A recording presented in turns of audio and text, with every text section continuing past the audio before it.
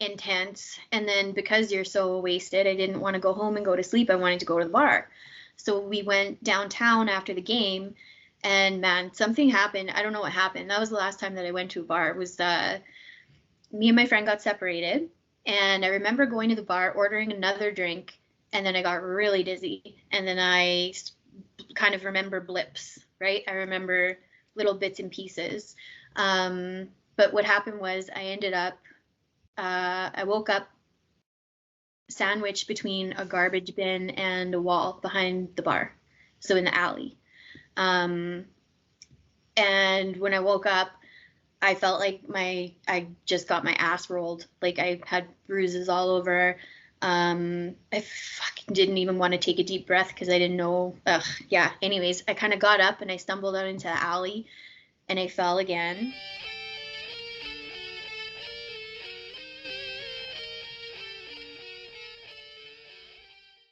Welcome to the show, Courtney. Thanks so much for having me. I'm so excited. So you're come from Canada. Yeah, from Edmonton, Alberta. No shit. I Yeah. love not knowing that about people before I go to call. That is my second. The Oilers are my second favorite hockey team. No way, we're best friends already. Yeah. I talked to another girl from Canada before, and she was a Toronto fan, and I'm a Flyers fan. You know, born and raised 10 minutes from Philly, and but it's ironic that I'm an Oilers fan since like the first Stanley Cup I was alive for was 1987 when the Oilers beat the Flyers Yeah, in the Stanley of Cup. course. Yeah. But yeah, I got my McDavid and Gretzky jersey at home and hanging up, and it's the old Blues, not the new Blues, Oh that yeah. I have both. Like my McDavid jersey is so old that it doesn't even have a C on it yet. Oh really? Yeah, that's how long ago I bought that McDavid jersey. Oh yeah. Just to Glad give you you a did. reference, that I think that's the best point of reference to anybody in Edmonton watching this right now is Mhm. that proves I'm a real fan. Is that I've had that jersey before there was a C sewn on because I can't imagine seeing it without a C on it by now Oh with the yeah. last few years. Exactly. So you Oh, that's know, amazing. I love that. so we'll get see, like I said, we're gonna go on rants, and I can't help but talk about hockey sometimes. No, that's all good. That's all good. No, but okay, so that's awesome. I love that shit. That's so cool. I'm so happy about that. You have no, my wife's gonna be. She's right now. She's watching us. She's just laughing at me being a kid, and knows my little like nerdiness about it. Anyway, what is your sober date, Courtney? The real reason you're here. Yeah, so sober date is October 10th, 2016. Oh, that's my brother's birthday. Like, No way. yeah. So Holy, there's lots of synchronicities here. I love that. I know he was turning 27 and you were getting sober. So what was happening in Courtney's life October 9th, 2016? So in Canada, like our Thanksgiving is different than your guys's. So Yeah. that's Thanksgiving weekend.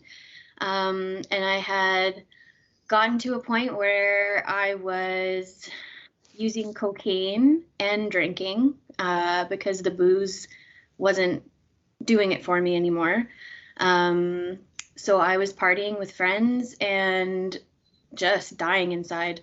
I was suicidal. I had a good job. Like I was the functioning, right? I never thought I had a problem because I had a job and I was paying my bills. But it would just be Monday to Friday, right? And then party the whole weekend. And then Monday would come around and I would hate myself and I would say, I'm never friggin' doing that again. And by Wednesday, I deserve a break. Like I need to relax, whatever. And so yeah, like booze would always lead to cocaine, but I didn't even start doing blow until I was 27. There's Um, so many people right now that are like not in their head about alcohol leads to blow. Like yeah, there are like I don't think I could even do coke without alcohol. Like like ah, they go hand in hand so right. well together, and I think I don't know if it's for a reason or if it's just coincidental, but like I used to go to CA meetings in California. When I first got sober, CA, Cocaine Anonymous, is huge in LA.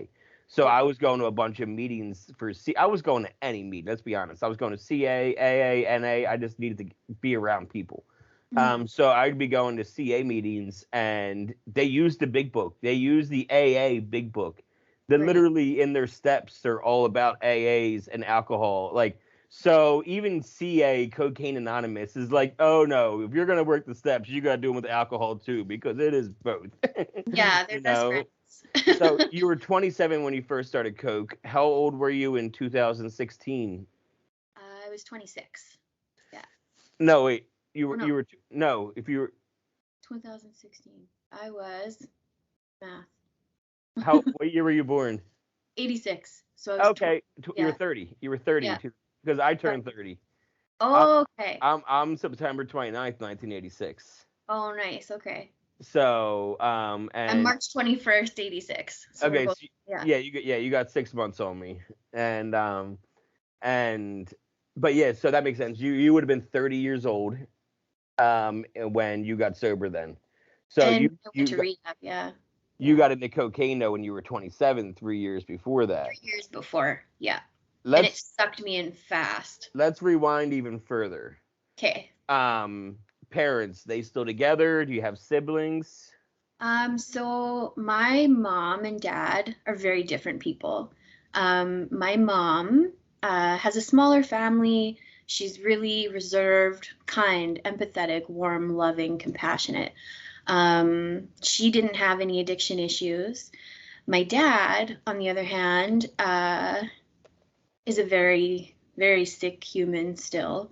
My dad is Cree, so he's Indigenous. So I belong to the Métis Nation of Alberta, and unfortunately, in my family and extended relatives, there's a lot of intergenerational trauma associated with residential schools, addiction, poverty.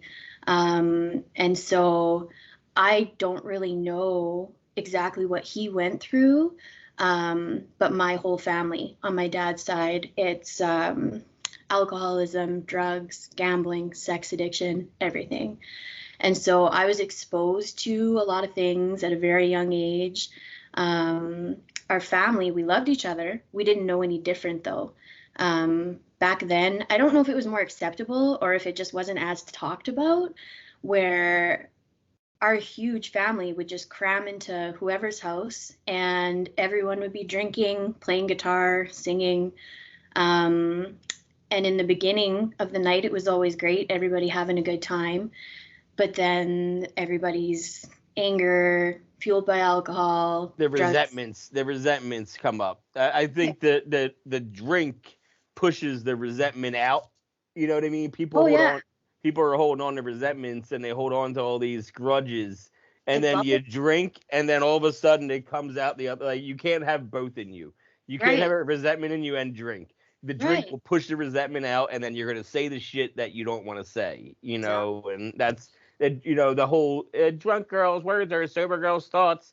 Yeah, That's why is because you drank and then you pushed the shit out. You can't keep both exactly. in. And it's uh, funny looking back, right? Like you don't know that when you're like no, 5 why or would you? 6. Why would Um, you? but there's so much, like I thought my childhood was awesome. I didn't Yeah. know my childhood was a little different until I went to rehab and realized my family's not like everybody else's family, right? Um, and so Now, you yeah, mentioned the schools thing. Now, like obviously, anybody who reads the news knows what happens, especially in the last like year or so. What's been happening in Canada? Do you want to talk about that? Does that have anything to do with your tribe? definitely. Like it's not something that affected my dad. Like my dad specifically didn't go to residential schools, but his Because that extent was in your province, right? it's What? all over Well, Canada, I know it's all unfortunately. over, but I mean that big one that they found, I think it was like last June or some shit. It was Um, over the summertime, and there was like 160 bodies that they found at one in time. Kamloops, BC, so the next province over. Okay. Um, yeah, but my grandmother, my granny, my cookum, um, her family definitely dealt, like her extended family definitely dealt with the trauma and the residuals from that. And I mean, the stories are so horrific that it was just ignored. So my relatives weren't seen, they weren't heard. It was like they were invisible and they were being killed right in front of people. And it was such a double-edged sword because the faith went hand in hand with it, right? Because you're going to a Catholic boarding school, right? So this is God that's doing these things to you. And I mean, these kids were literally like some of them dragged out of their homes, taken away, and some of them were never seen again. So I can't even imagine, like looking back now, I understand my parents were just kids when they had kids, right? And everybody's got their own stuff to deal with, but it And our definitely parents had us in '86. They couldn't just Google shit. They no. couldn't just, you know what I mean? And how my parents had me when they were 23. Wow. So they were young also. And 23-year-old, my dad was working 2 jobs. He wasn't reading books. You know what I Yeah. mean? He wasn't reading the books. He was just Right. gonna figure it out, and he did. He did the best he could. He nailed it with my brother and sister. They're great. They're thriving. They have no addiction issues. You know what I mean? Like, and they're doing really well. I was just the firstborn, the first one through to make the mistakes, so my brother and sister can learn what not to do. How Right. many siblings did you have? I have a full brother. And then when my mom got remarried, I have a stepsister and a stepbrother. When But did she get remarried? How old were you? well, my parents divorced when I was 12, Okay. because my dad was already in another relationship, so he just kind of like transitioned, right? But my mom found my stepdad a little while after because I mean, my dad was an abusive, narcissistic, gaslighting, manipulation. Like, I felt like before I went to rehab, I could never explain my father to people because they would either think I was crazy or, like you just can't explain people like You that. don't have a And relationship with him anymore, do you? after rehab, I finally cut it off. I get, Um, yeah. You talk about him in the past tense, like he's not here anymore. I So that's how I, if that's the sign right there, which is a yeah, good thing that you're subconsciously doing that, by the way. right. You Still breaks know, my heart. Still yeah, breaks it's my heart not to this day. it's not Uh, supposed to be easy, no. but when we get sober, we have to cut ties with people. And Hmm. whether they're family or our best friends, I've had to cut ties with best friends that I was best friends with for 24 years, Yeah. 7 to 31. You know what I mean? Best Yeah. friends with these guys. Been through fucking everything together and have to cut ties because it's toxic. And Yeah. I can't have myself around that kind of toxicity anymore. Love Right. you to death. Love the memories I have together. I'll always cherish them. I'll Hmm. tell stories, and their stories will live on. Right. And I tell our stories all the time on here. I tell Oh, yeah. stories to my friends and I all the time. I leave out their names Yeah. for privacy reasons, but still, like, because a lot of them were like illegal shit we did, Yeah. but like, you Yeah. know, um, I'll tell the stories. I don't hate that we were friends. I can't do it now. It's not Right. that I hated you then. It's Yeah. not that I hate what we had together. Hmm. It's just I can't do it now. Well, That if was they who I hurt was your then. soul more than they help you, then they gotta go. Yep. Got it. Um, Yeah. and that's kind of like I'm the kind of person where I would let someone abuse me to the point of like, as long as they didn't leave me, like, you know what I mean? I need to Yeah. fix. I need to make them love me, make them stay, make them. And so that was kind of my dad. I felt like he was constantly running away from me, and I couldn't get his love, and I was looking for that validation in men and drugs and sex and gambling. And so yeah, like it was really really hard. My dad is a very very sick person. So that Um, leads me to my next question is when did you discover alcohol? Were you turned off by it? Did it take you a while to discover it, seeing your dad as a drinker and uh, abusive alcohol? Were you like, I don't want to try that? Or were you the opposite where you wanted to try because you needed to escape faster? it started as second nature to me when I was like 5 or 6. Okay, so yeah, Not you drinking like, to excess, but walking around at parties and like drinking the piss out of the beer bottles. Like what's wrong? Like, do you know what I mean? Like looking back now, I have a son who's 3 years old, and I'm just like, the times are so different now. You know what I mean? Like our families would be watching hockey because hockey and beer hand in hand, right? All the yeah, time. There's a some Molson and some right. Oilers. Every 2, 3 days, there's a game, especially in the 80s when we won 5 cups, right? It's just Oh, that's did we? what we did. Oh yeah. Haven't won shit since, but Yeah, let's not talk about that though. '06 it was kind of close. Right. But no, like, Oh, '06 was tough for me because I'm also I'm a Brindamore fan. Like okay. 17's one of my favorite numbers because of Rod Brindamore back in the day and growing up watching the Flyers and Rod Brindamore. And he ended his career winning the cup with Carolina Hurricanes in '06, beating the Yeah. Oilers in '06. So that was like kind of a hard one for me because like I love Rod Brindamore so much, and I love the Hurricanes because I love Rod Brindamore, and he's the coach. And I used to live in North Carolina. I used to live like 20 minutes from the stadium, and I used to go to a lot of games there because they were cheap to go to games at the Hurricanes. Oh Your yeah. fucking stadium is way so expensive. Oh I've now, yeah. I've looked into trips. It's one of the best NHL arenas, in my opinion, out there.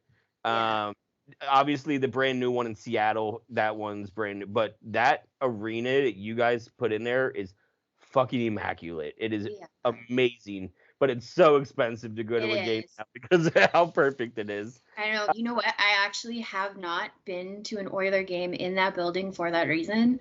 I went to the Oil Kings, like our juniors, just so I could see it. Yeah, You know what I mean? that's funny. But yeah, Anyway, so yeah, 5 or 6 now. You're already like walking around, and the family's watching hockey. It's people are rowdy and watching hockey, drinking and getting rowdy, and you're just like, oh, I'll finish this, I'll finish yeah, this, and I'll finish. right. Were you And and you were catching buzzes, obviously, I'm oh, sure. of course, right? And I loved it because all of my cousins, it wasn't just me, right? It was all of us. And Yeah, there and was Americans that never had Canadian beer, it is way stronger. it Like is. it is I like don't know why. yeah, I don't and in just because you buy Molson like Canadian beer in America, it is not the same as Oh, buying it in Canada. But like holy, I brought so much beer back from Canada. Don't like close your ears like if you're yeah, listening pretty from the much, border right? patrol. Yeah. Border patrol, this did not happen. I made up this story. But in 2009, when I was coming back from Niagara Falls, yeah, we stopped and we bought so much fucking beer that we brought back with us. Like I remember sneaking in and seeing pineapple. I remember driving back from Niagara Falls in 2009. I'm gonna tell a quick story, then we're gonna get back to No yours. worries, don't worry about So in it. 2009, my friend was turning 21, and he was so upset because he was the last one to turn 21 out of all of us. And his birthday landed on a Monday, and he was like, "This is bullshit. No one wants to do anything." Blah blah blah. And I'm like, "Bro, how about we're all 21 at the time?" I was like, "How about we go up to Niagara Falls? It's a 9-hour drive. We'll go up to Niagara Falls on a Friday. We'll party all weekend, and then we'll drive back on Monday because the drinking age is 19, so you'll be able to drink in Canada at 20 years old. And then Right. we'll drive back Monday morning and you'll be 21." Mhm. And he was like, fuck yeah, let's do that. So, we got up there and I mean, it was a shit show, as you can imagine, because this was 2009. This Mhm. was this summer before it changed so that you needed a passport. This Oh, was like the last summer that you could do it with just your birth certificate and your social security card. isn't it crazy that you could do that Yeah. before? So it Yeah. was so easy. And so we partied all weekend. It was a wild weekend, as you can imagine, because Niagara Falls, Canada is fucking wild. Mhm. So we went to like High Time Smoke Shop to buy a bunch of paraphernalia. But we couldn't find weed to save our life. We could find cocaine like fucking everywhere, Yeah. but like everybody we asked, like, no, I can get you coke, no, I can get you coke, no, I can get you pills, but never fucking weed. So we Right. didn't smoke any of the pieces, which is important because you can cross the border if you don't smoke out of the pieces because there's no res in it. It's just you're allowed to cross the border with them. So anyway, my friend who turned 21 didn't want to come back to the hotel that Sunday night. He wanted to keep partying. He stumbled up to the parking lot at 6 a.m., pissed drunk, throwing up as we were getting into the car to leave. Yeah. So now we're in line at Border Patrol, and I have all this alcohol in the trunk that I'm carrying over, all these bongs, Yeah. and there's 5 big guys, well, 4 big guys and a small guy squished into this fucking car. And he's in the back going, I'm going to throw up. I'm going to throw up. I'm like, motherfucker, if you throw up in line at Border Patrol, they're definitely going to go through our car. Yeah. You Yeah. cannot throw up here. You have to wait. And Swallow yeah, it. yeah. And then luckily I was able to, I had somebody easy that day and they put me right through on a Monday morning. I was like, yeah, we were just here partying all weekend for my friend's That never 21st. happens. And, we were just, here for the weekend. My friend's birthday's today. He's 21, and we're just driving back home. And they were like, okay, and they got us through. Yeah. And as soon as we crossed that border, though, I was like, all right, I'm not pulling over because we're on a short time, and I want to get high. So, but you can hang out the window. So Right. on Niagara Falls, Canada's on U.S. side, he's Uh-huh. halfway out the back window, just vomiting as I'm driving down this long Just road. making a deposit in Canada before he shows up. So yeah, I know how strong their beer is what I'm saying. So when you're sipping the end of these beers, look at that. We're gonna bring it right back It's all again. right. No, that's okay. I go on Yep. rips. So when you're sipping the rest of these beers, you are catching a buzz because it is a much stronger beer than America's beers. Like Back just then, I a think it might have been stronger too, because that was back when they had like the short, stubby beer bottles, right? Like, yeah. This yeah, was like early 90s, right? Because you're yeah, born in 86, like 91, 92 that you're just like, you know, yeah. and so that makes sense. Now, when does it become the point where you're like drinking more by yourself or more with other people, like a party scene kind of deal? When I was 12. I was So, gonna yeah. say I was 11. I was Yeah, 11. Okay, so 12. What's going on? Your parents just got divorced they just got divorced, and I was carrying a lot of guilt because because you're the oldest, I'm right? the oldest, and my dad was very good at, it's almost like he lived Gaslighting, right? a whole bunch of different lives, where he would forget the bullshit that he would tell people, right? So like you never knew if it was true or what parts of it were true, and it was always way worse than what he actually said. So I held a lot of guilt with my parents' divorce because I actually met his girlfriend, who ended up being my stepmom for 16 years before my mom. Right, and it was Courtney, you got to keep this secret, don't tell your mother. And my mom and me are close, right? And she is like my protector, my comfort, my good, right? And so my dad, just because it was like walking on eggshells all the time with Jekyll Hyde, you never knew who you were going to get. I was terrified to say anything. And so what ended up happening was he was working with this woman, and so they ended up getting together, and I went to the kids' Christmas party. And my dad said, like, your mom's not coming. It's just going to be you. I'm not going to bring Barrett. And I'm thinking, like, what the hell? Why not? Like, it's like Discovery Zone. Like, let's go play and have fun, whatever. And I ended up meeting his girlfriend that day. And a whole bunch of stuff ended up coming out. And actually, at a family party at our house, all our cousins, aunts, uncles, everybody there, my dad passed out in the bedroom, and I was sleeping in the room. And I heard him talking to somebody on the phone. Hey, baby, this, that, whatever. And I was 12, drunk. Because I was drunk, I was brave. I waited for him to kind of pass out and keep blubbering on the phone, and crawled out of the bedroom. And this is back when phones still had the cord and they were hung up on the wall, right? And I pushed speaker, and everybody heard everything. And so that was like a turning point in my life, where I was like sick of watching him sift through these women and hurt my mom and hurt my brother and hurt me. And I was like, that's all. I just reached up and pushed the button.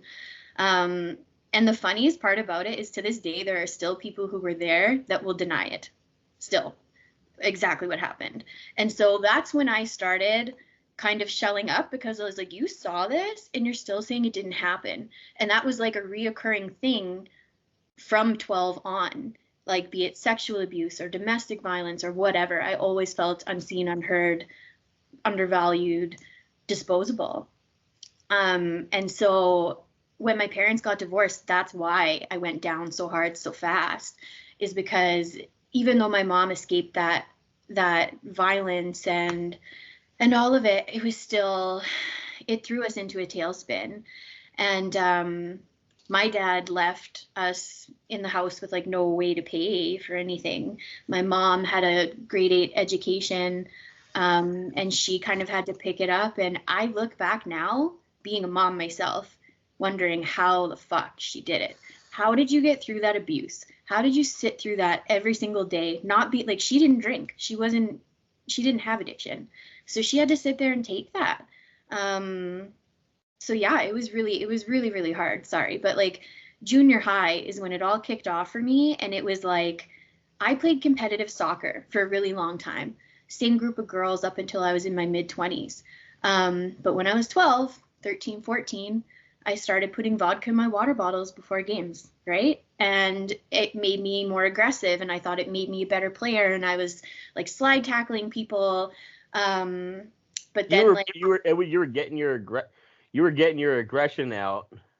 yeah, Like I'm surprised, especially being in Canada. I'm surprised you didn't get into hockey, yeah, and where you could just like hit people, and where like it's acceptable to like have beer leagues. right? Like, I Yeah, mean, it's all I can think of. I follow so many people that are in beer leagues. You know yeah, what I mean? So yeah. that's what I. Rough. It's Yeah. rough. But yeah, I would have played hockey, but I'm only 5 feet tall. I was really little. So that would have been a disaster. Yeah. Never mind. Just stick to soccer. There's only like one Vinny Le Cavalier. Like I was always so like, No, there's more Vinny LeCavaliers. There's a bunch of guys that have come up recently that my favorite though. Back in the day, he was like the only little rocket. You know what I yeah, mean? he definitely was like the first one, that was like, and he was on the Flyers too back in the day, so that's why I know him so well. And then we got Danny Briere, he was also a little guy. Do you remember Oh, Mick Magoo? Tyler Johnson nowadays also on the Lightning. He's only like 5'8". Yeah, yeah, Tyler Johnson, and Tyler Johnson is best friends with another dude that's also like 5'8" or 5'9", Johnny Hockey. yeah. Johnny Gaudreau grew up like 10 miles from where I grew up.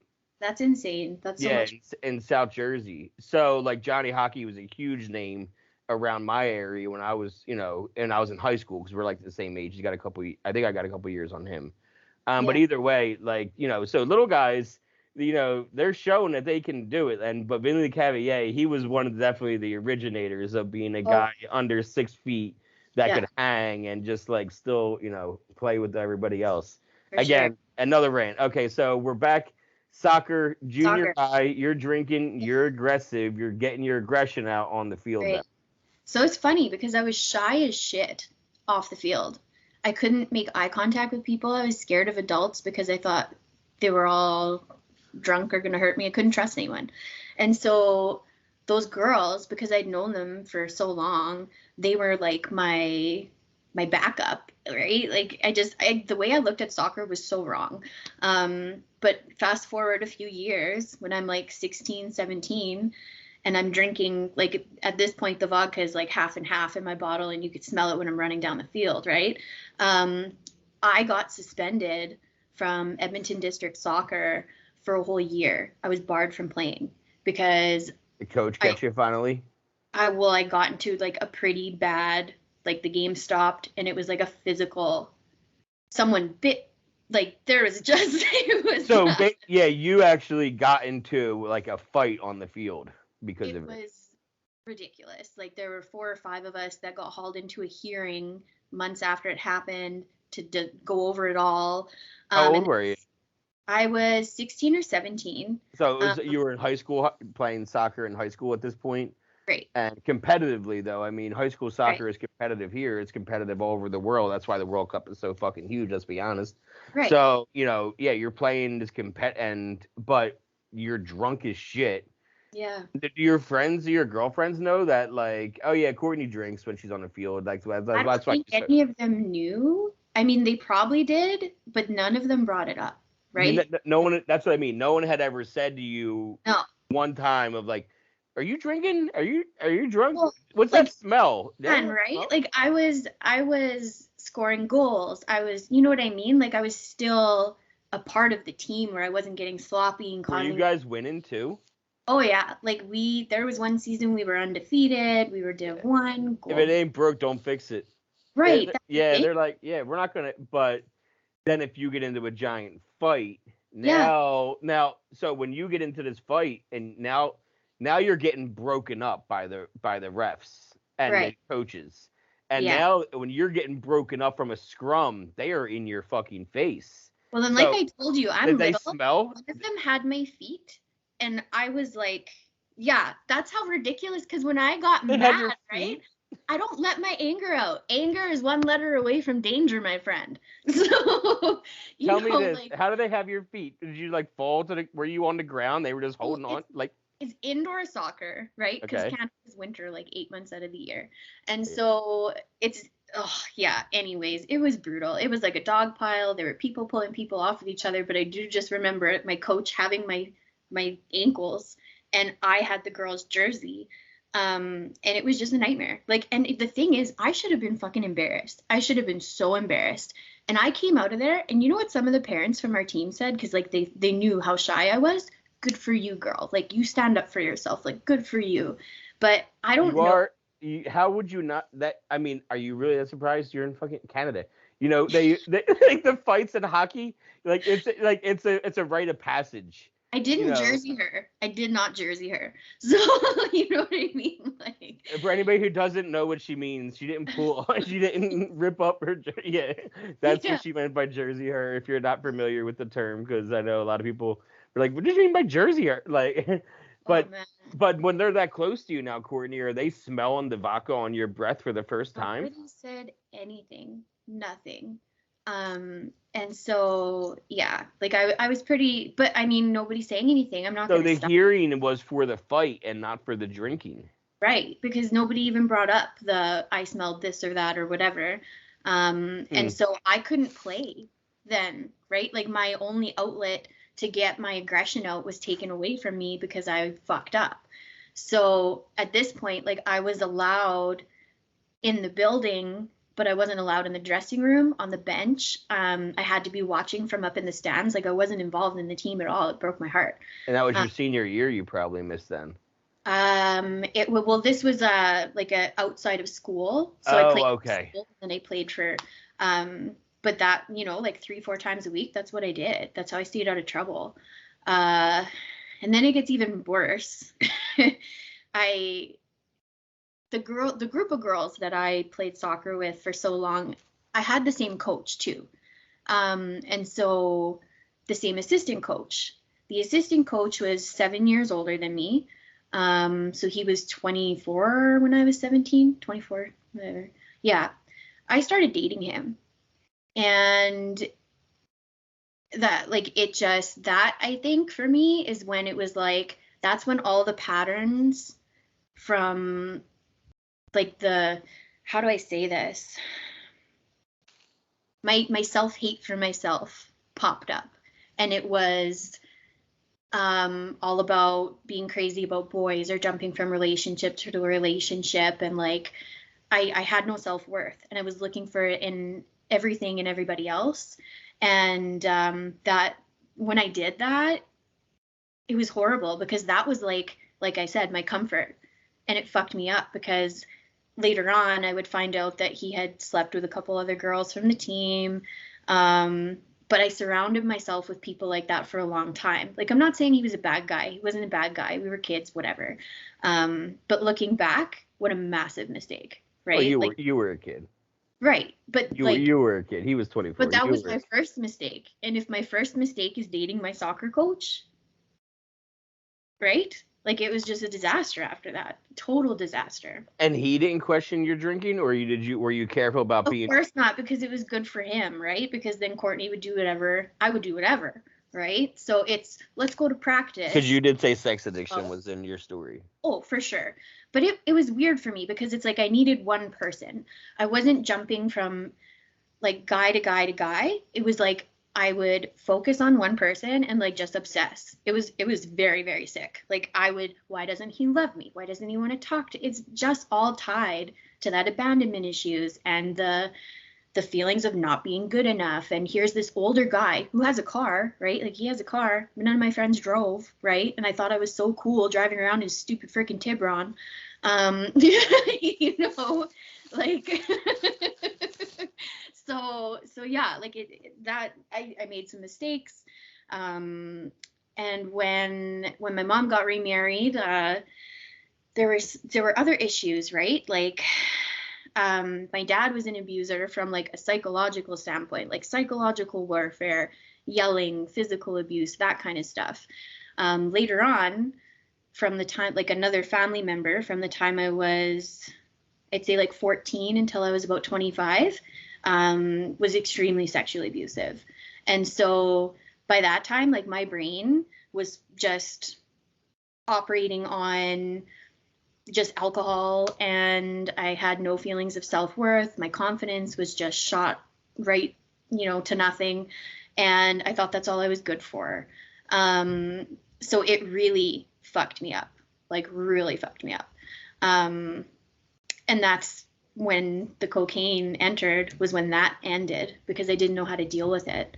Can I ask a little bit about that or no? Go ahead, dig in. Okay, so and not that I want to dig in. I just No. You said 14 to 25, you were being sexually abused by somebody in your family. Yeah. Okay, now at 25, does this person get in trouble for it? No, it's one of those things again where I had brought it up, and there was like a basket of examples I could have picked from. It wasn't a one-time thing, and it was chalked up to my teenage hormones and my reputation and my drinking. And so it was never taken seriously, and still isn't to this day. We do not talk about it. And so those people are not a part of my life either. But it took going to rehab and realizing, you don't protect yourself, you're going to die. You let these people in and put that poison in you, you're going to die. Because they don't give a shit about me. They get what they want from me, and then that's it. If you want to look, there's I had a woman named Tiffany on here. You'll really resonate with her story. Then Tiffany is from Canada, Ontario. Nice. And she was abused by her stepfather from 3 till 15. Wow. So, and she's very candid about it too. Mm-hmm. And talks about it really openly. She was on my show a couple weeks ago, and she'll be back on with her husband to talk about their sobriety in February. Right. But her story, kind of reminds me of that, where like nobody was like taking her seriously, except for she deals more with a narcissistic mother who was allowing it. The mother Right. knew that it was happening when she was 3 and was just okay with it. Right. So it's a little bit different of a scenario, but still, Devastating. Yeah. people just making it normal. That's Right. normalizing it. If you're 3 and your mom is saying, no, you can get naked with him, Mm-hmm. then what else would you fucking know as normal? Right. You don't stand a chance at that point. Right. So, I can totally see everyone, and I can totally see the abuser who that person is, to go, oh, she's a good mark because she's already a drunk and has a reputation. Nobody will ever believe her anyway. Right. And now So, I can see how vulnerable I was, how easy it was to pick that shit out. And it's so weird being on the other side of the fence, because it's like a duality of me convincing myself that nobody's that evil, that nobody would do that on purpose, that nobody would, so what made it stop? What made it so you knew? Because you had said a little bit ago, that's when cocaine entered. Yeah. So that means something happened. There was an inciting incident that happened to where it stopped, and you knew it was going to stop, and now you got into cocaine. Right. So this person ended up getting into a relationship and having kids. And so that's kind of when things stopped. And there were a couple times after that they tried to reach out and tried to see if I was still the same, and I wasn't. I wasn't having it. There's no way it was happening again. I shut it down. And it's funny because it's like you think you have no power until you say no. And it's like, oh, fuck, I can do that. And I know that sounds ridiculous, but it's one of those things where I had no control for so long. I didn't know what to do when I finally realized, hey, like I'm in control of my body. I'm in control of who's around me and what happens. This episode is sponsored by MJ's Progress Not Perfection Meeting Center Association. We are in our meeting center where we do all these meetings for mental health and addiction. I can do this podcast anywhere. I can do this at home. I can do this in a closet. I can do this in a basement. It doesn't matter. All I need is somebody else to talk to about addiction and recovery. What I can't do from anywhere is help people with their addiction and their mental health problems. So if you can help out, we do have a Venmo, we have a Cash App, we have a PayPal, we have an address you can send a check to, and all the money that gets donated goes towards rent, goes towards keeping the lights on, and goes towards keeping the internet on. So please, if you can give $5, $10, $20, it doesn't matter. Anything you can is so appreciated. And if you are a local business, if you're a national business, whatever, and you want to be a part of what we're doing, you can reach out to me and we can talk about how you can be a sponsor. But I'll let you get back to the episode. I can totally see how that would mess you up. Nobody would want that from anybody, whether they were a stranger. But I feel like even worse when it's somebody close to you, because you're supposed to trust them. A stranger, you're like, oh yeah, I can expect that. You're not supposed to trust them. But somebody that you see in your life, whether it's a friend or whether it's a friend or a family member or whatever extended, whether you see them as safe and then all of a sudden they're not. Right. So I think that can really fuck you up. And especially if you're already looked at as somebody who is a drunken, slut. Your words, not mine. No. Yeah. I'm not, this is the one who was it. He called her a drunken slut. That's something. But yeah, I can totally see how, all of a sudden now he's not, and how that would fuck you up at 25, 26. Right. Did you get, I know, did you meet somebody else then? Well, at I 20? was in relationships the whole time, but I was jumping from guy to guy to guy. And it was always it was like a 1-year relationship and then a 2-year relationship. And then I dated this one guy who was Did the cocaine come? Did the cocaine come? Did you learn or get introduced to cocaine from a boyfriend you were dating? No, it was a friend. Okay. Yeah, it was my friends. But basically what happened was another relationship had broken down, but it was devastating to me. Devastating. And so I tried to handle it with booze for months. And it was just one of those things where I thought I was going to be with this guy forever and, whatever. I couldn't handle it. I had no coping mechanisms. My coping mechanisms were drinking, and it wasn't working anymore. I was getting so wasted that I would wake up and be like, where the fuck am I? What happened? And yeah, so coke came in after I mean, here's the thing. I was one of those people who would drink and drink and drink, never touch drugs. I was always so fucking judgmental. I was that bitch who was like, why would you ever do that? That's stupid. You'll die. Don't you put it in your mouth? That kind of thing. And it terrified me. And so my friends, I had these 2 best friends, and they were into coke, and they knew I would never touch it. But because I was in such a dark, depressive state, I was drinking, and I just looked at them and I said, fuck it, I'm going to do it. I don't care anymore. And I literally remember saying, I don't care anymore. And it was something inside of me died. I did a beer bong. I did some blow. And they looked at each other like, oh my God, Courtney just did coke. Oh my God, I can't believe that just happened. But then every weekend for 3 years, every Friday, Saturday, every single weekend, blow, booze, blow, because it was perfect for me. I was like, oh my God, I don't have to get sick and throw up anymore. I can just bounce between, trying to stay stable and whatever. And it got to the point where I'm going to work and I'm trying to do good at this job, and all of a sudden my fucking heart feels like it's going to explode. I started having panic attacks. I'm convincing myself, Monday, Tuesday, never doing it again. By Wednesday, Thursday, Friday, I deserve it. Right? It was a brutal, vicious cycle that led to me being completely suicidal. Completely. I didn't want to live anymore. It was horrible. Yeah, I mean, that's what happens is it's fun the first time, maybe even the second, third, maybe even for a year. Yeah. But it hits that corner to where it isn't, and it's like the alcohol, right? This isn't fun anymore. Right. This isn't doing it for me anymore. This isn't fulfilling that void. Because that's all we're trying to do is fill voids. Whether it's grief, loss, trauma, you're trying to fill a void. It's funny because I equate, I had when I was 11 is when I started drinking, but not alcoholically. That was when I was 12. When I was 11, it was, oh, let's watch a movie and like make a mixed drink and like, whatever.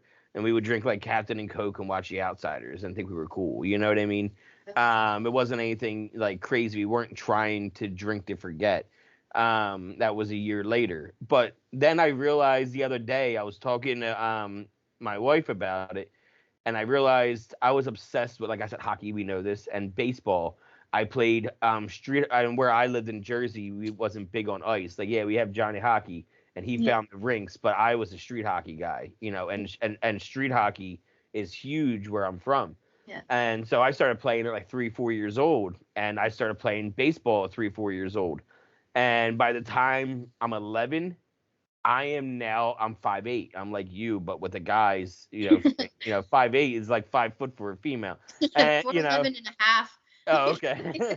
So yeah, I'm 5'7.5", and I round up to 5'8". Anyway, so I realized the other day when I was 11 is when people started really surpassing me athletically, right? That's when, people got better at me at baseball. That's when people were getting better at me than hockey. And I wasn't as good. And so I lost that thrill that I would get from the games. I still played the sports until 16, 17 years old. But I didn't have as much fulfillment in my life from playing the sports because I knew I was never going to make it. You know what I mean? It was around 11 where I said to myself, you're not good enough for majors. You're not big enough for hockey. You're not big enough for this. And you don't have that athletic. You're talented enough to have fun and play with these guys, but you're not going to be professional athlete. So figure something else out. Right. And I don't think that's why I started drinking. But it was the same year, though, that when I started realizing that I think sports filled that void for me for so long. And when sports stopped filling a void, I had alcohol to fill the void. And then when alcohol stopped working when I was 21, pills filled the void at 22 until I was 31. Right. So that's when something else fills it. And now this fills my void. Yeah. Doing my podcast is an obsession. Right? Like, if you talk to other podcasters, they don't release episodes in the frequency that I release. I was just saying, when you said July and 100, I was like, what the hell? Yeah, I released 93 episodes from July 3rd or July 7th, my first release date. So from July 7th to December 31st, I released 93 episodes. Really 94, one got fucked up and I had to delete it. So, but still, like, really 94 episodes I released. I did 32 and 30 in September to celebrate Recovery Month, and now I just did 37 straight from our Thanksgiving to New Year's Eve to promote, relapse and overdose rates spiking during the holidays. So I released daily episodes, 37 in a row to promote. So that's why I got so many so fast. It's because I did a bunch of clumps. But now I'm back to doing 3 a week. That's my January and February schedule is 3 a week, Monday, Wednesday, and Friday. Good for you. That's amazing. So, but it's an obsession. It's so good. It's an obsession. Remove the toxic behaviors with and I never thought that was possible before. I would watch people who would go to yoga and I'm like, what the fuck? Why is that fun? Like, what are you doing? And now it's my favorite fucking thing in the world. Yep. You know what I mean? Oh my God, meditation for me for the first 6 months of sobriety. No. I could not do it. Yeah. I tried. I would sit in meetings. I would sit in IOP. I don't know if you guys have IOP, intensive outpatient. It's where you go after rehab.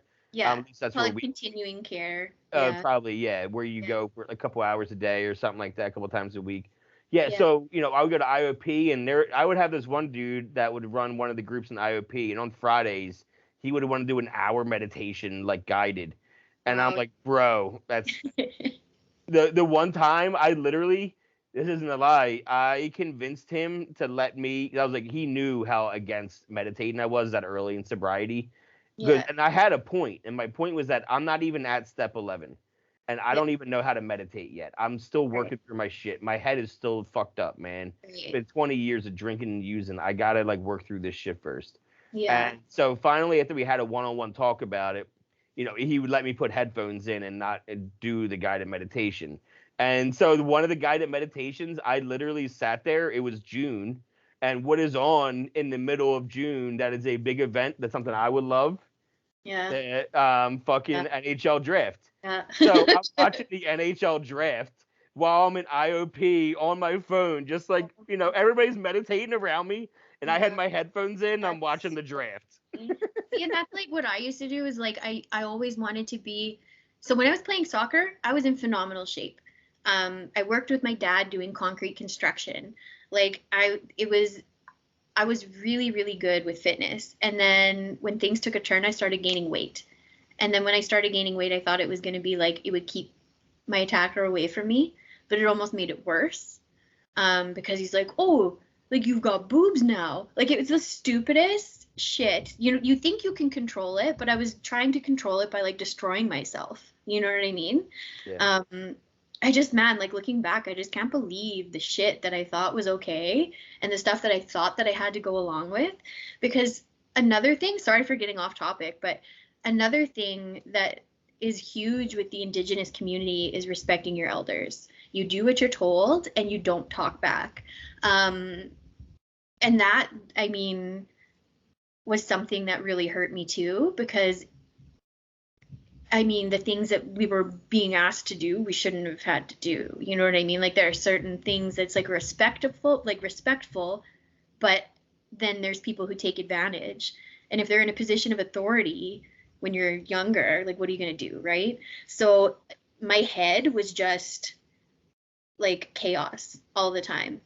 And when I started meditating is when things started to kind of, I would see it from the other side. I would see it from the healthy side, but it would break me and heal me at the same time, right? Because you would look back and go, girl, you're so freaking dumb. And like, not even just dumb, but like, not like sad and just like, oh, and then you look back and you just want to like, you want to hug yourself and heal yourself. But at the same time, like you're mad at the people and you're mad at yourself. And it's just brutal. Yeah, I don't know if you work steps or if you're a step person like I am.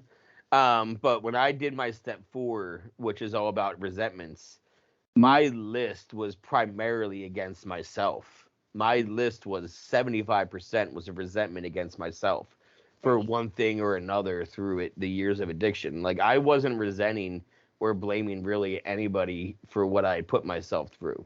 Yeah. So most of my resentments were against myself. And then when I got to, do my amends, it was really easy because I already had a list. I went to my, reasons I resented myself. Now I'm going to apologize for why I resent myself. Right. I'll make amends for these resentments. I hate myself for stealing money from this person. I should apologize and make that right. I hate myself for doing this and lying to this person, manipulating. Let me apologize and make that right. And it's a way. So like, people think doing the steps is like bullshit and has everything to do with alcohol, but it doesn't. With working the steps, only step 1 it says alcohol. That's it. And the rest of the other 11 steps doesn't mention the word alcohol one time. And that word alcohol is interchangeable in the steps. I constantly work the steps because there's constantly things that I need to work on that make my life unmanageable. Right. So, and that step 1 is all about that unmanageability. So when I find things that are making my life unmanageable, I then work the steps on that thing. I'll put whatever it is into there for alcohol. I'll take out the word alcohol and I'll work the steps on whatever that is that's making my life unmanageable. Right. Because that's what it's there for. It's a way to have a better quality of life. Have you so in your rehab, we'll get to that now. Yeah. We'll catch up. So 3 years, you're broken. Yeah. Relationship hopping, you're doing coke, you're drinking as much as possible, and you're trying to keep up appearances of being functioning, of having your own place, and having, like, oh yeah, Courtney's fine. She's just in her 20s and she parties. It's fine. That's what you do. Everybody around me, I felt like was on the same level. You know what I mean? It's like what we said earlier about that averages thing, right? Well, the person I talked to that was saying that, she's the average of people that she's around. Yeah. And, it's like that same theory of who you're hanging around with, that they're co-signing your bullshit. And if they're like, yeah, I'm doing the coke with you. Yeah, I'm drinking the drinks with you. You don't have a problem because I don't have a problem. Right. Right. So what Exactly. is it that makes you finally like say like I have a fucking problem and I need to do rehab? So this involves a hockey game. I went October to 10th is the beginning of the season usually.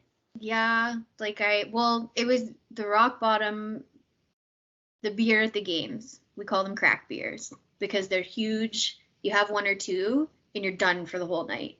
Um, I went with a friend of mine and had like three or four, which is like intense. And then because you're so wasted, I didn't want to go home and go to sleep. I wanted to go to the bar. So we went downtown after the game, and man, something happened. I don't know what happened. That was the last time that I went to a bar. It was me and my friend got separated, and I remember going to the bar, ordering another drink, and then I got really dizzy. And then I kind of remember blips, right? I remember little bits and pieces. But what happened was I woke up sandwiched between a garbage bin and a wall behind the bar, so in the alley. Um, and when I woke up, I felt like I just got my ass rolled. Like I had bruises all over. I fucking didn't even want to take a deep breath because I didn't know. Ugh, yeah. Anyways, I kind of got up and I stumbled out into the alley and I fell again. And luckily, two people who were walking home who weren't, dangerous, found me, helped me get home. But that's when I was like, holy shit. And I mean, like, things like that had happened before, but not to that level of where I was like, I didn't know what happened. I had no idea. Like, not a fucking clue. Um, and yeah, so after that is when the depression spiraled. Like, I didn't know how to handle it. I was dating someone at the time. Um, and he's my son's father. And, like helped me when I was depressed. Like I couldn't even get out of bed. I didn't want to shower. I didn't want to brush my teeth. I didn't want to eat. I was done. And I kept saying in my head, I'm fucking done. I'm fucking done. And I had to go see my doctor, who sent me to a psychiatrist, who for the first time diagnosed me with complex PTSD and major depressive disorder. So I had those two diagnoses going into treatment because she said, like, you got to do this. I was lucky enough that my employer paid for my treatment. There's so many people that don't go to treatment because they can't fucking afford it. I was lucky. Or they're afraid of getting fired. They're Right. afraid of losing their jobs. Right. And, I'm not sure about Canada's laws, but they do protect most people in America. You're protected that if you go to your boss first, it's important that you go first because it's you admitting you have a problem. But if you go to your boss, I had an uncle that passed away a couple years ago from alcoholism. But he was an alcoholic, and uncle, cousin, he's like a third cousin. I called him uncle because he's my mom's age, kind of deal. But anyway, I remember when he had a problem before, and he knew his employer found out, and he was going to get fired. So he went to them before they confronted him, and he said, "Hey, I have a problem with alcohol, and I need to go into treatment." And they paid him, FMLA, Family Medical Leave Absence in America. He got paid to go to rehab, basically, and then Right. still had a job waiting for him when he got out of rehab because he came to them first Right. before they confronted him.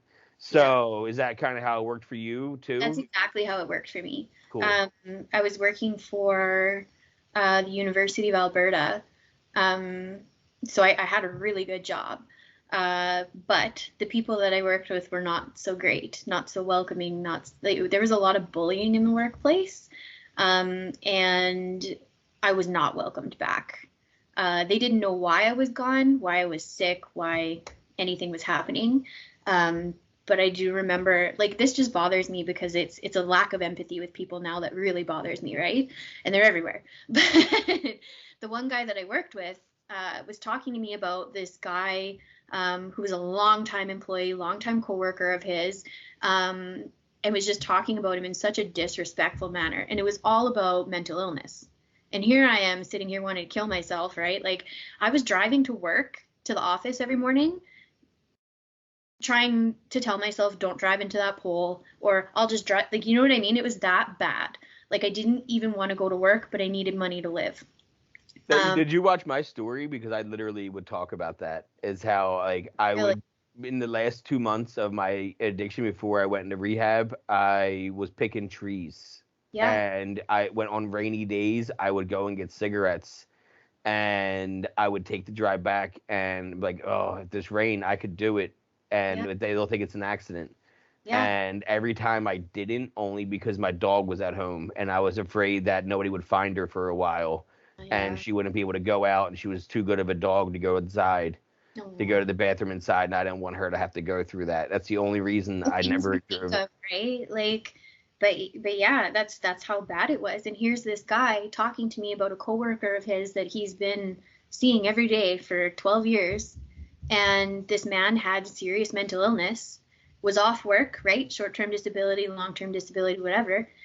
The day before he was scheduled to come back, he killed himself. He died by suicide. And I fully believe it's because of that environment, because he was going into a place where, I mean, this man had kids. He had a wife. He was a person. You know what I mean? And so I knew their mentality looking at stuff like that, and I never told them. I never told them what happened. I never told them what's going on or anything like that. But that's the shit that pisses me off. That's why people fucking die. Anyways, so my doctor sends me to rehab. I go in, and I'm still painfully shy. Were you willing at least to go to rehab at this point because you were so broken? I was, but I didn't think I needed it. I thought it would be like, okay, well, I'll just go and see what happens, right? But yeah, you weren't, I mean, it's not like you were withdrawing every day, right? It's not like you're doing, you know, because like cocaine, you don't really go through, you go through psychosis, but not really like physical withdrawals. Like, I felt like I had the flu every morning because I was on opiates every day for a decade. Yeah. Like, so I would wake up literally shakes, and you would get shakes, but not to that level. But it was really scary because I remember, because everyone in my life had seen me like that for so long, and a lot of the people in my life were drinking and had seen that stuff too. It was looked at as overkill by a lot of people. And I'm talking about like my close family. I remember right before I went into rehab, we all had a dinner, and there was still booze there. It was really hard for me. And we did a cheers, and I had like a Sprite, and they were drinking like booze. Cheers to your sobriety. And I, like, looking back now, like, I know they meant well, but it's like the difference, right, of like your environment. Yeah. Like, yeah. But I went to rehab, and honestly, that was the hardest fucking thing I've ever done in my life. I was always one of those people who would start something and never finish it. And then I'd be mad at myself forever, like lost opportunities, and I was never good enough or whatever. I woke up every single morning in that place trying to think of a reason to go home, until about the halfway point. And the fucked up part about it is, like, the day before we left, I cried. I didn't want to leave.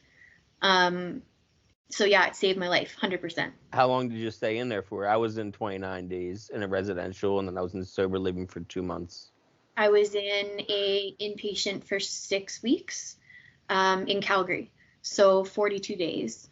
And I wanted to go on to more treatment, but my work was like, you got to get back. Like, you got to get back. Yeah. But still, that's good, though. I mean, 6 weeks, so you're 3 weeks in.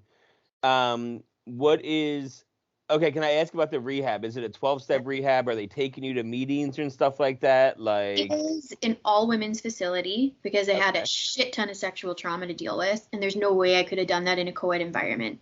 No.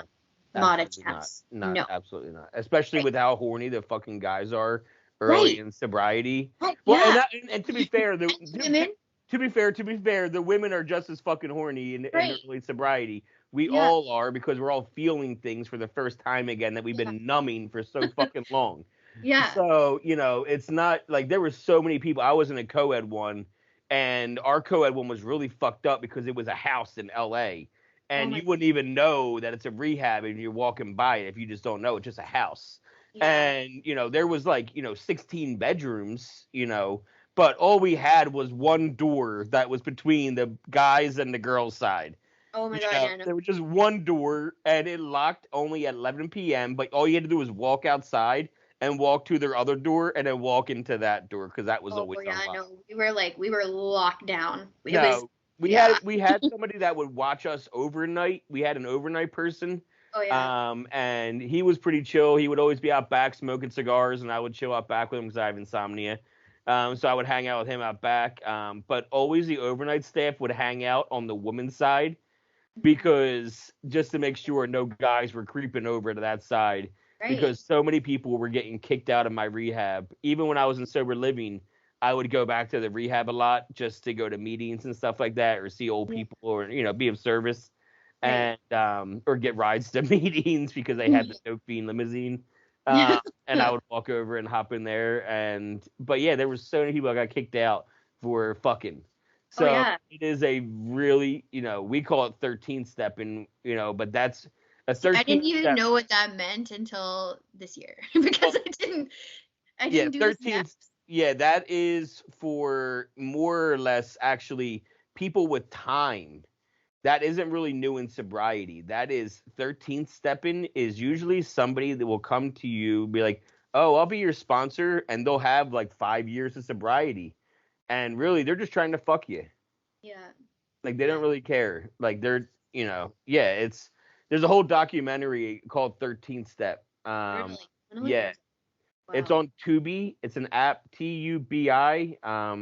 But it's all about some of these women telling stories about being 13 stepped and somebody almost died. That'd be devastating because you have to deal with it 100% sober. Sober, yeah. Right? It's not like you put yourself in dangerous situations on purpose when you're sober. And there's one girl that was telling her story. The guy that was 13 stepping her still let her live there and was feeding her dope every day. Gross. Yeah. He was sober. Yeah. And getting her high just so he could keep her there.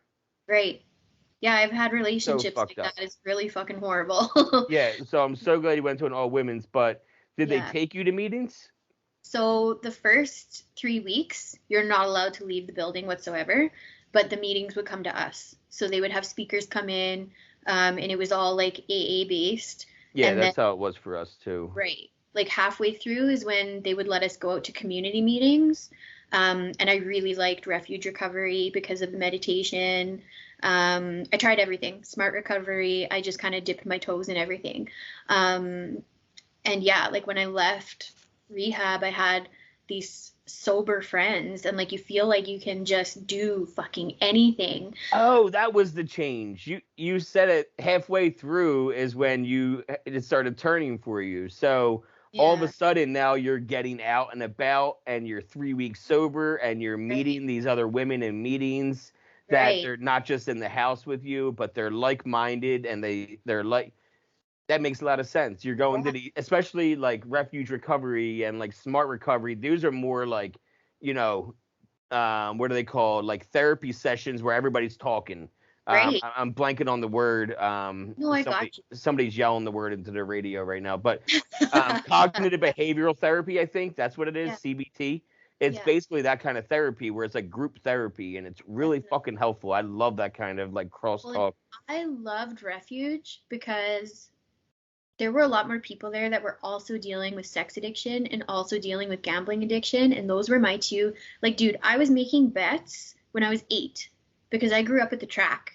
My dad had harness racing horses. And so I would lean over the fence and be yelling at the horses and not really knowing what I was doing. But I would make picks. I would do Sports Select and Proline. And you were off track betting with my dad. Yeah. And picking trifactors and freaking boxes and stuff like that. And my alcoholism and cocaine were fucking big problems, but gambling and sex were too. They went hand in hand with the alcohol and the coke, but I still had to deal with that too. And you don't really dig into that in rehab because there's a fucking mountain of shit that you have to deal with on top of it first, right? Yeah. First step is getting the drug and the drink away. Right. And then once you get that away, all right, now let's dig into the why you were using that. Yeah. where that came from with that obsession. So, but the first step is like, let's just take this away from Courtney first, and then we'll let her sit for a couple weeks, and then we'll Yeah. get into it more. Right. What do you do, in the last 5 years now to stay sober? So these last 5 years have been like incredible and the hardest of my life too. Well, yeah, So you had a baby and you got, if my math's correct, you got pregnant 2 months sober, 2 years sober, I mean. I got sober the year before I went to rehab. So went to rehab, got out of rehab in like the end of June and got pregnant in November. And so I was like, my son's dad, and I had been together for like 8 years, and he was really supportive going through rehab. But when we had kids, things changed. And so the last 3 years have been extremely hard, but I've learned a lot. I don't know how, to be honest, how I've stayed sober because You guys have multiple kids? just one. Oh, I okay. have a bulldog named Dexter who's like my son, but sorry, I'll back up. When I got out of rehab, I adopted my dog, my rescue dog, Dexter. And so that was like a month out of rehab. 2 months later is when I found out I was pregnant. And so I didn't really have a long time in my sobriety to figure out like who I was as a sober person, what my identity was. I kind of went straight from that into being a mom. Like stayed sober, didn't relapse, but was going through a lot of shit.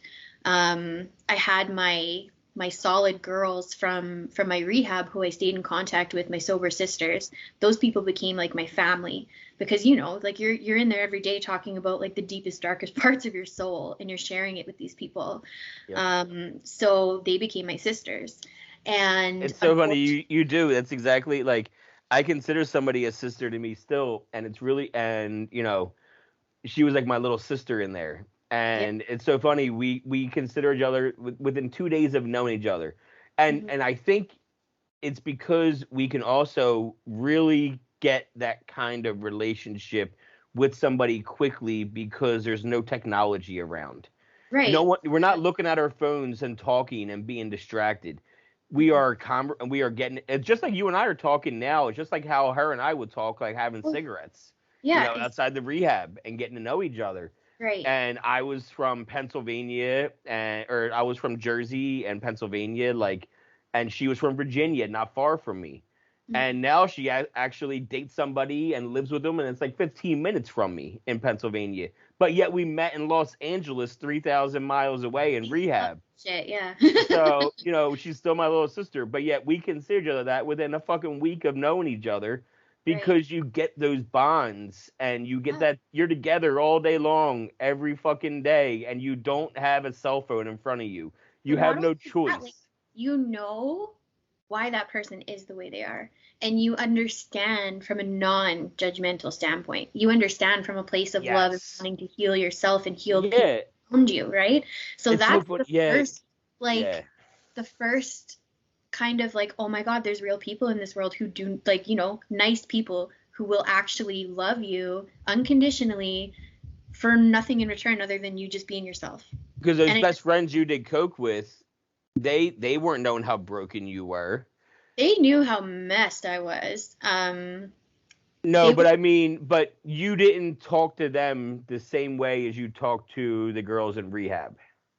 the messed up part is they knew about my traumas and everything, and like I tried to go there with them, and the cocaine is what the heart to hearts and that's the only reason why we liked it was because we were telling each other we loved each other and this and that whatever, and when it came down to it, I always had relationships with takers. Take, take, take, take, take. I was the caretaker. That makes sense, um actually, though, yeah, because remember I said that girl Tiffany from Canada to check out? yeah, She said, that 15 years old was the first time that she really opened up about being sexually abused by her stepdad. yeah. And it was also the same night that she did cocaine for the first time. Those feelings are fucking hella heavy. Yeah, Yeah, yeah. like literally her episode starts off with her saying how her and her brother did coke that night, and then she started telling him about everything that has happened. Wow. Yeah. And like it was from doing and then she loved the coke because it helped her to open up Great. and for the first time. Well, and that's like, there were some things that I hadn't told a soul until rehab. And I mean, like, I can talk about it now. You can edit it out if you want, if it's too much. But my dad was so sick and so unhealthy that there was a point where when I was living with him, I was monitored. And I didn't know. There were cameras everywhere. The phone was tapped. And of course, being 16, 17, people are going to think you're crazy. My dad was the kind of person, narcissism. Everybody loves, why would anyone hate that guy? He's so nice. He does so much for others and la da da da da. They didn't know that side of him. And the devastating part about it was I didn't know that these images or anything, nothing like that existed until years later. And so, I mean, that's just kind of like scratching the surface. Images like I was being recorded. There were cameras in the bathroom, in my room, in the living room. My dad was a tech guy, worked for a cable company. And I remember, like, how they always tell on themselves or they'll accuse you of something that they've done already. And I remember this one time him telling me, and it was the weirdest thing, like out of nowhere. Did you know, Courtney, that you could put a camera in the wall that's the size of a pinhead needle and no one would ever know? And I was young then. And you know how these people, they step it up, they elevate their game, right? It gets deep, dark, ugly unless someone tries to stop them. No one ever stepped up to my dad, ever challenged him, ever. I did. And that's why we don't talk, because I brought up all of it and it was too much for him. So the first thing I did when I got into rehab, I took these Post-its. I had these two roommates, both of them like straight from the prison. So I was like, but now I know the only difference between me and them is that, they got caught and I didn't. Yeah, that's the only difference. Yep. And so I walk into my room and I'm like scared shitless and I'm putting Post-its over these holes in the wall. And they're like, what's wrong? It was an anxiety. It was a trigger, right? Now I can handle it. But back then, like this little, putting Post-its on the wall, like, what's this crazy bitch doing? And so, like, you know what I mean? But it's that stuff that you hold down that just eats you fucking alive, right? And as soon as I got to talk about it, it was just like, that's what cracked open for me. Because I was like, if I can talk about that, fuck, I can talk about anything. And then they couldn't shut me up. So like, it was awesome to just be able to get it out. Yeah. Now, do you want me to take that out, or do you want me? No, can I you keep can it put in? it in there. Okay. I'm totally fine with all that. Okay.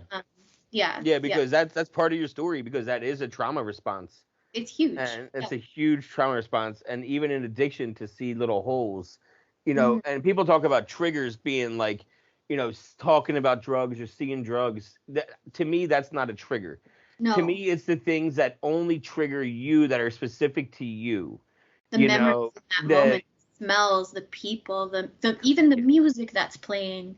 Yeah. Yeah, for sure. Yeah. So I think like triggers are such a tricky topic for me, because I feel like it's such a broad range of things that, and people can be triggered by the sound of a can cracking. Right. I've seen people talk about that, where like a can cracking is a trigger for them. That's a basic. People crack cans all the time. It is not, When I open like a ginger ale or a pop or whatever, I take the key tab and I twist it to the side. And I didn't even notice I was still doing that until like a year after rehab. I was like, oh, because that's what I used to do with my beer. That's how I knew it was my beer, right? Yep. The stupid things you never think about. But yeah, and for years, it'll still happen. New ones happen to me every year, and I'm like, that's fucking weird. Yeah, so that's, if you look at my show's description, it's a trigger warning for everything, because in my opinion, my show can be very triggering. The shit we talk about can be very traumatizing to hear if somebody has been in your shoes before. Right? That's how you heal. You gotta talk about shit. That exactly. And that's why it's important, because the person that's triggered by it, there's also somebody that's healing by it. Right. So, and I can't know if you're triggered by the sound of a can cracking. Right. I can't know if you're triggered by a song, or triggered by you saying you played soccer. That could be a trigger for somebody, Right. So that's why my entire description of my show is, the entire thing's a description. You know, I want to laugh. I want us to laugh while we do our episodes. Right. I want to find there's light in darkness. Right? There is light in darkness. And the further you get away from the darkness, the more light shines on it for you to laugh at it. It's harder. It's like too soon. When someone dies and you're like, oh, that's too soon. Or Titanic jokes or World War II, where you're like, oh, too soon, bro. Like, you know, too soon is basically the same kind of idea. You know, the further you get away from it, though, the easier it is to make jokes and laugh about it. 100%, right? And when you do, that's that healing. That's where you heal, is in that laughter. And that's why it was so hard for me, is because I would get to the point where I would want to open up. And if someone would shut me down or not hear me, it was devastating. And of course, they're not going to know that. That's not their responsibility, right? But it was so hard for me to speak up. It took forever for me to find my voice, forever.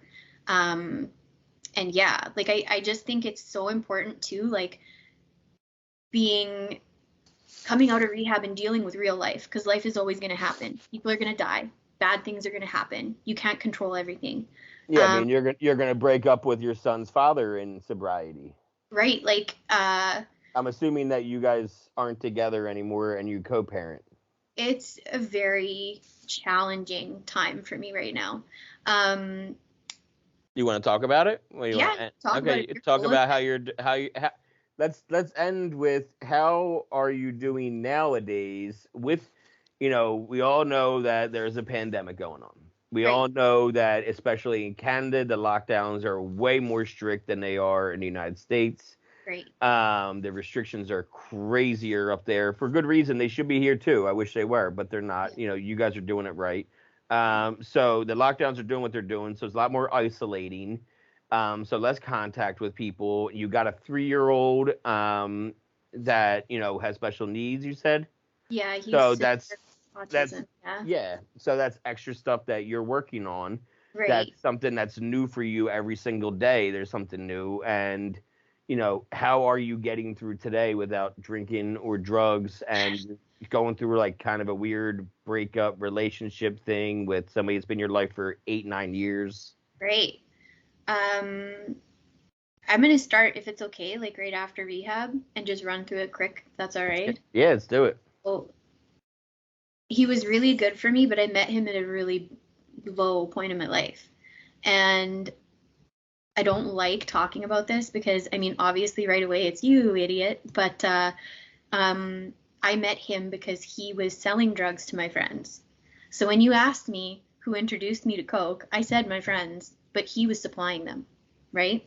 And so I was in a really bad place. I was doing drugs, and here's this guy who's like, I looked at him like he could protect me and he was safe. And like, I hate those, like saying that stuff, but it's true.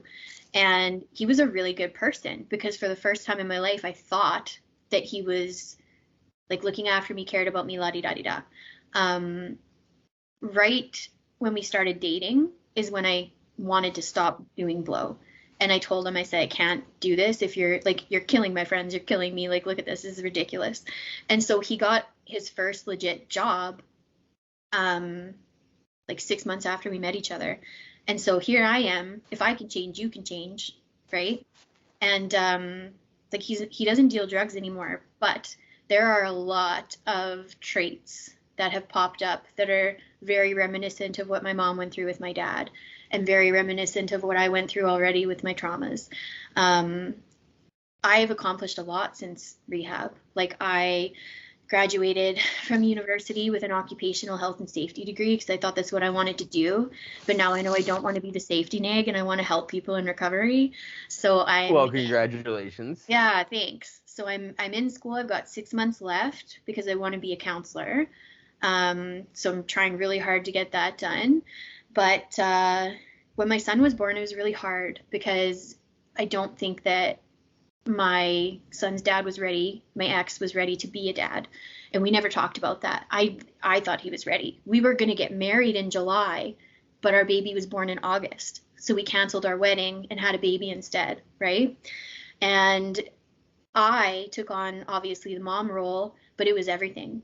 I was waking up with him, feeding him, changing the diapers, doing everything. My ex didn't do anything, didn't bathe him, And I know that sometimes postpartum depression happens within men and stuff like that, but this was different.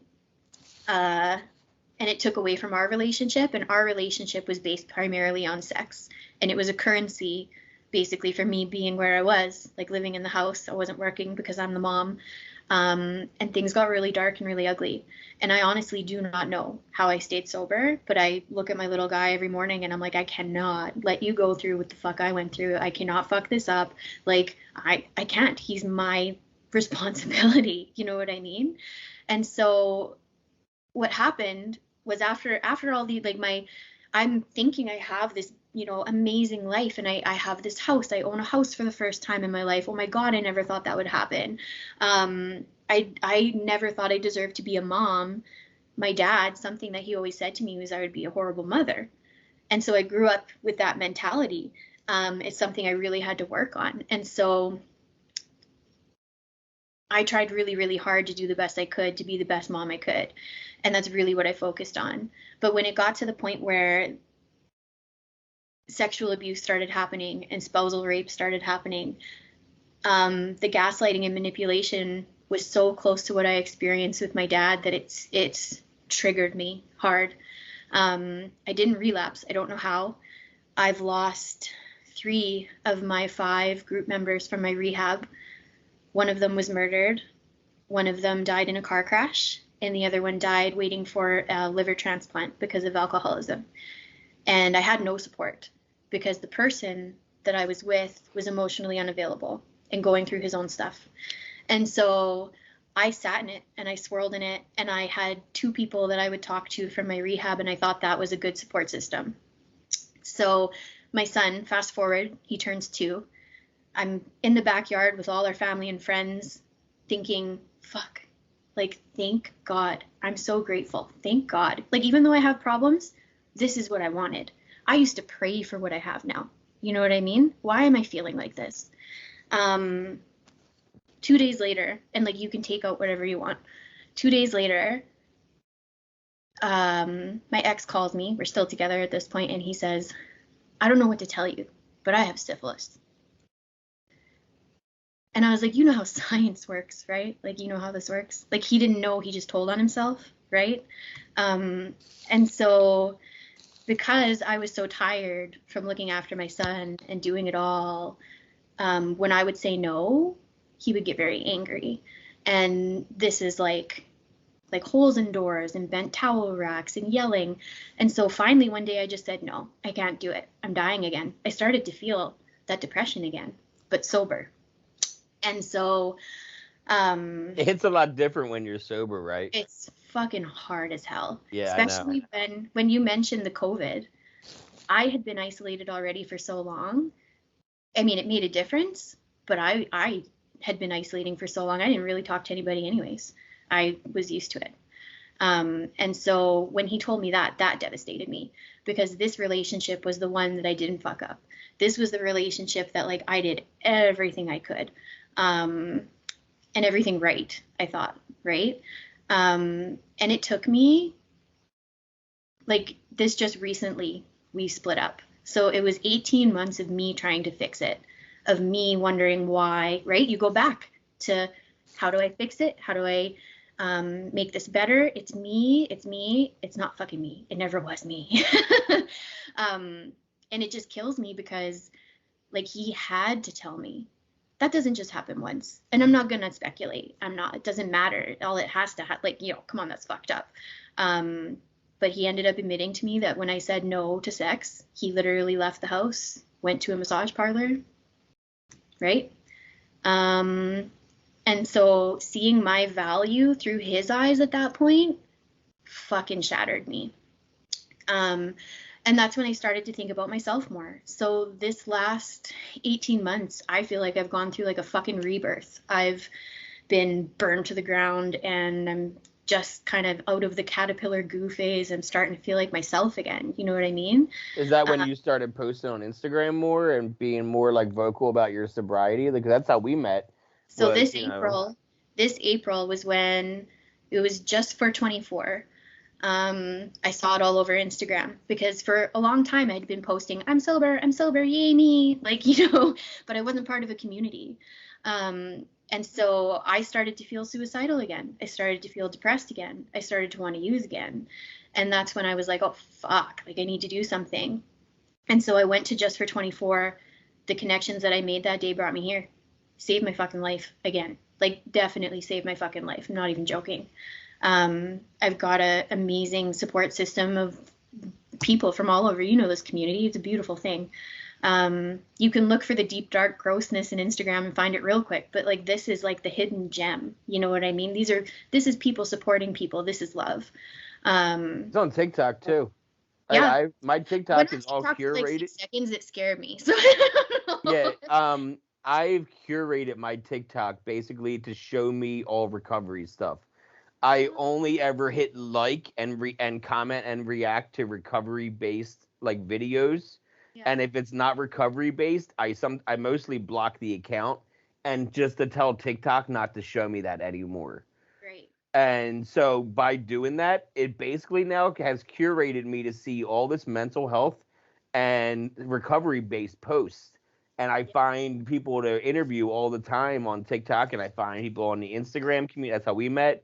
The Facebook community has a bunch of really cool groups too that people talk and post in. And it's really fucking cool. And I think that a lot of that has been because I didn't know about any of this since the last like 6 months, but like I know a lot of these popped up because of COVID, and they couldn't go to meetings anymore, and people needed that outlet, and they needed that way to connect with other people like we are.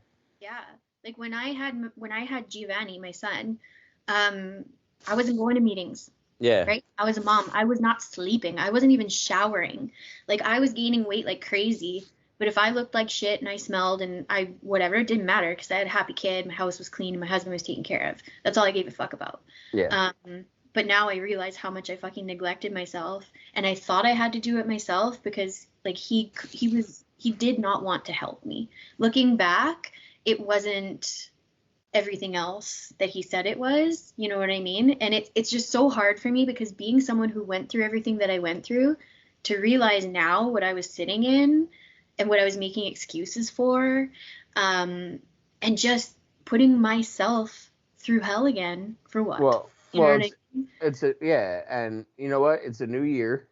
Oh yeah. Fresh start. You got out of it just in time.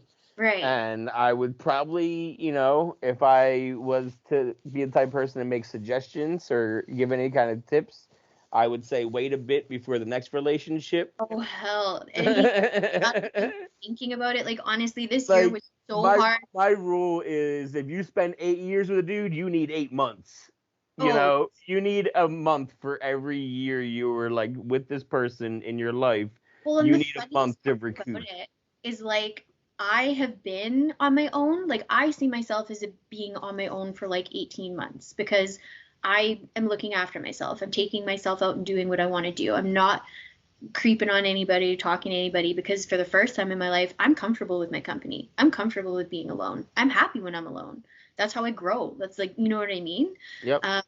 And so friendships are more important to me now than relationships. I'm realizing I had it backwards the whole time. Like, you feed the friendship, right? And if it turns into a relationship later, whatever, but I'm not focused on any of that shit right now. Like, this year was absolutely brutal. My grandma, who is like my person, when my dad left, my grandma stepped up as like my second parent, right? And she passed away from cancer this July. And it was so hard. So hard. I always hear people say, like, at least you got to say goodbye. At least you got to say goodbye. And, like, I'm grateful as fuck that I got to say goodbye to her sober. Oh, there's something about saying goodbye to somebody and knowing you're not going to see them again in the physical sense. Fuck. Like, and being sober through that, so fucking hard. But I had the recovery community to help me out. It's been a hell of a year. I know what you mean, though. Like, I've had to say goodbye to somebody, and I had an idea that something bad could happen. Right. You know what I mean? Like, with my I call her my ex-fiance, my late fiance. she committed suicide July 2015. It was a month before we were going to be 3 years together, and we were also childhood best friends. When she was saying goodbye to me, I knew, like, I just had this weird, like, I had to move to North Carolina for work. That's when I was living down by, the hurricanes. Oh, yeah. And I had to go down there for work, and she was supposed to come down there in a month. And once she got her therapy situated and all that, because she was bipolar, schizophrenic, and an alcoholic. Right. And I'm a drug addict at the time, functioning drug addict, and she is an alcoholic who's not functioning because she's bipolar, schizophrenic, really bad. Right. Anyway, and when we were saying goodbye to each other for me to go to North Carolina, she was trying to give me the ring back. And I kept saying, no, like, I don't, this is for you. This is your ring. Like, it wasn't even an expensive ring. Like, you can, even if we broke up, you could try to throw it away. It's like, it's not, I want it back. Yeah. And I just had this weird, like, feeling in my gut that she knew, I could see it in her eyes that she was never going to see me again. And because, like, just something was so different about it. And then I'd never seen that before. And when she did do it, she did it the third day that I was gone in North Carolina, like 2 weeks later. And when I was, grieving hard that week that it happened, I found the ring in my dresser underneath the shit. Like, she stuffed it in my dresser that night. Oh, so she knew. Yeah. Yeah. I'm so sorry. I threw it away because I couldn't.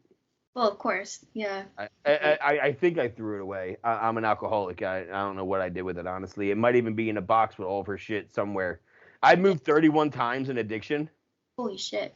And through 5 different states, and so, like, I lost a lot of shit over time because, like, when she died, I was still 3 years away from getting to clean. Oh, okay. So, yeah, I spiraled way fucking bad after that. But so I totally get it. I totally get that saying goodbye and that feeling of, like, knowing that person. I think that's what it was for me, was seeing the look in their eye. That was what I feel is. Great. She was looking at me like she was never going to see me again. Mm-hmm. I can see her right now. Well, and it's like you were picking up on, like, her intuition too, right? Yeah. For sure. Yeah. And I'm sure with your grandma, you were saying bye to her, that's somebody who raised you, and that's somebody that's, She was my person because she was the only one to ever believe me with everything. And she was the person that, like, I would call when she was my coping mechanism, right? And so I think it's just like... Is that your dad's mom? My mom's mom. Okay. And so July 12th is my great-grandparents' wedding anniversary. My mom and my stepdad got married on July 12th. And July 12th is Giovanni's birthday. And my grandma passed on July 12th.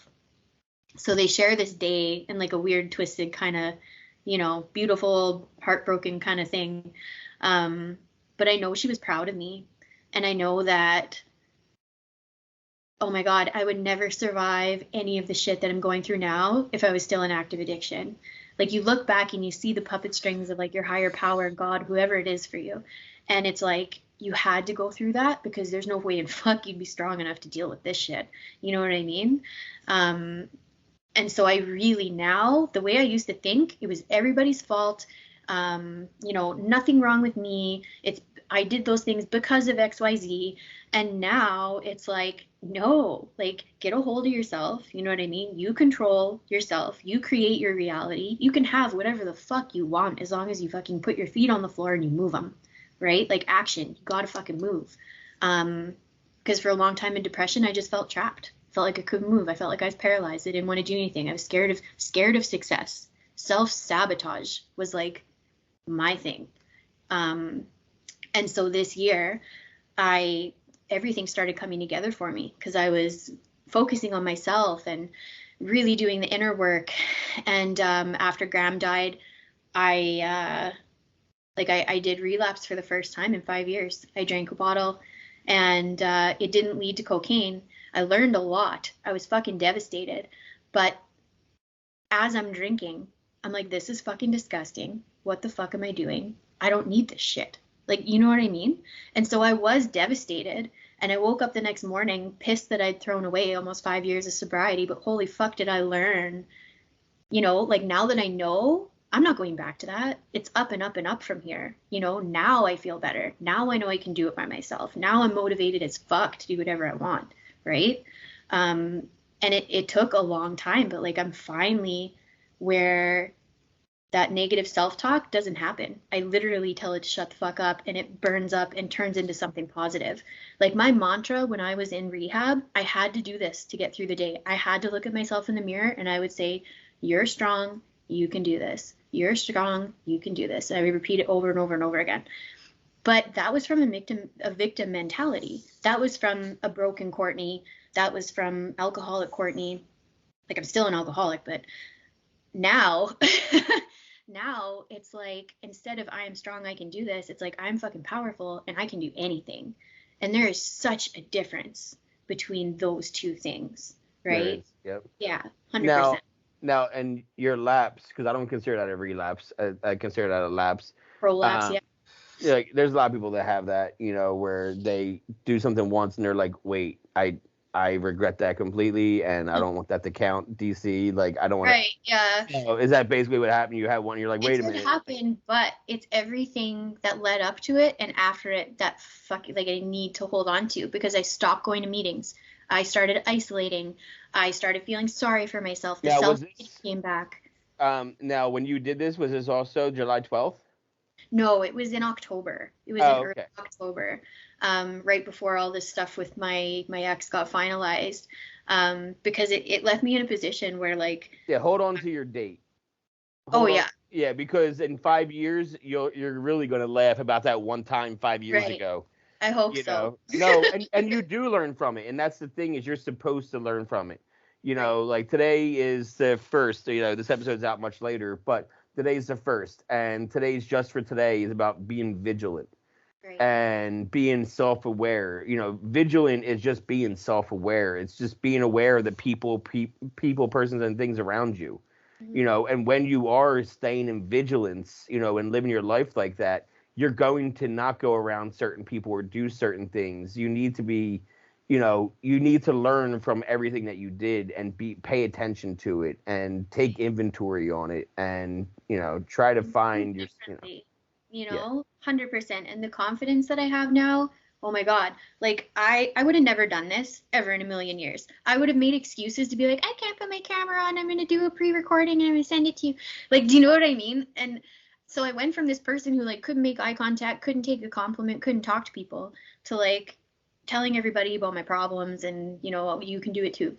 Yeah, we've been on for an hour and 45 minutes. And it's, you know, that just goes to show you what, like, word vomit that can come out when you finally get comfortable. Like, because there's some people, and, you know, like I said, I've done this a couple times now and there's a lot of people like yourself where I'm the first time they're telling their story. Mm-hmm. And they, you know, besides rehabs, but they've never, like, told it in long form before. And so, and a lot of them they'll say to me, like, I'm so glad I did it with somebody, because, like, we get on these rants and then, to bring them back and to circle back. I'm the worst for like baby brain, ADHD, and insomnia. Well, yeah, you know? and like last night I slept 4 hours, and it's the most I've slept. You know, at one point this week I was up for 72 straight hours. Oh, that's gross. Like, and the rage that comes with that kind of insomnia is fucking real. Like, to the point where my mantra is, do not hurt yourself, do not hurt yourself, do not hurt yourself. Because I usually want to slam my hand into concrete walls so that I get in so much pain that I pass out. Yeah.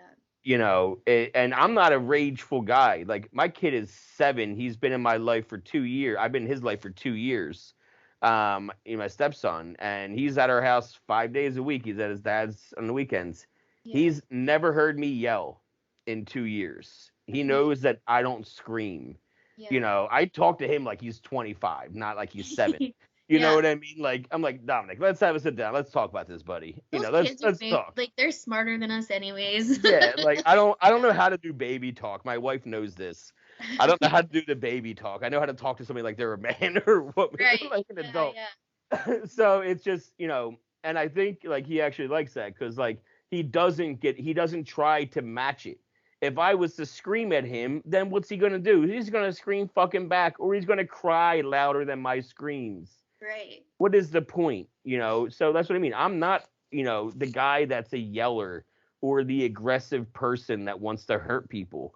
But when that insomnia is so bad that it's like, when you have severe insomnia like I do, if I get 3-4 hours in a night, that's like somebody getting 8-9 in the night. Yeah. 3-4 for me, I am good to go all day long. I can live on 3. I live on 3-4. That's my average. That's good. But when I go 2-3 days straight without a wink of sleep, it's fucking maddening. Oh yeah. And so that happened to me this week too. That's how I ended my year. Yeah. Finally, I got some sleep yesterday. I got like 3 hours during the day. I passed out at like 10:30 in the morning, and I slept until like 1 in the afternoon. And then I came into the office, and I have a tortoise here, a Russian tortoise in my studio that I take care of. So I came in here to take care of him, and then my one friend's like, "Hey, I can still record today," and I'm like, "Okay." So I hopped on a call like yesterday afternoon because I got 3 hours of sleep. So that was like me getting 8. So That's great. it's just. Yeah, power naps, really. I live on power naps. It is what it is, but I find ways to manage it, and I find ways to figure it out. It's always going to be different. I don't need to get drunk or high over it because getting drunk or getting high is not going to fix my insomnia. It's going to make it worse. When I was on Xanax and when I was on opiates, my family thought I was dying when I was asleep because of how bad my sleep apnea was. Right. I don't have sleep apnea in sobriety, but it sounded like I was dying from sleep apnea and addiction. Mm-hmm. So, cause my heart rate was so slow from it. Right. But I'll let you go. Thank you so much for telling your Thank you. story. I appreciate you so much. Thanks for letting me word vomit. I hope it made sense and I wasn't too freaking spaced out. Like I'm always all over the place. Like pew pew pew. You did a good job like ringing me back in.